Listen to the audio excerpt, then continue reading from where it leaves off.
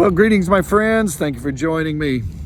We're looking at Acts chapter 17 through 19, and in the end of chapter 18, we find Paul's third missionary journey. But in chapter 17, he and Silas are in Thessalonica, and he has shaken up the Jewish community there. In fact, in verse number 5, it says, "But the Jews were jealous, and taking some wicked men of the rabble, they formed a mob and set the city in uproar."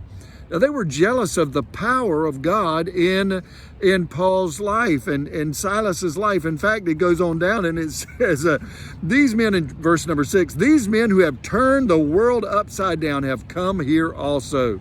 Wow, what a compliment. Men who have turned the world upside down. That's what we should be doing, is turning the world upside down. The power of God followed Paul and his team wherever he went. In fact, we get over to chapter number 19, and we see that in verse number 11, "And God was doing extraordinary miracles by the hands of Paul, so that even handkerchiefs or aprons that had touched his skin were carried away to the sick, and their diseases left them, and the evil spirits came out of them."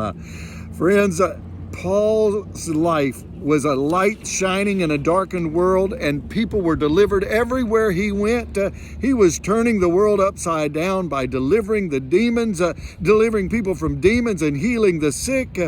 In fact, there were 7 sons of Sceva in chapter 19 that decided they wanted to do what Paul was doing, but the only problem was they were trying to do it without the Spirit of God, without the power of God, the boldness that God gives to those who have the Holy Spirit in their life. And so they tried to do it, and I like what it says. This is interesting to me.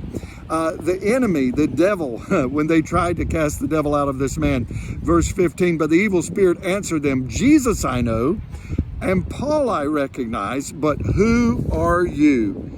Does the enemy know who you are? Listen, I had a friend of mine one time. He said, "I want to be so full of the power of God that when I wake up in the morning and get out of bed and my feet hit the floor, the devil says, 'Oh my goodness, here he comes again.' And the devil begins to tremble because he knows he's coming after him that day." And friends, I think that's a challenge for all of us.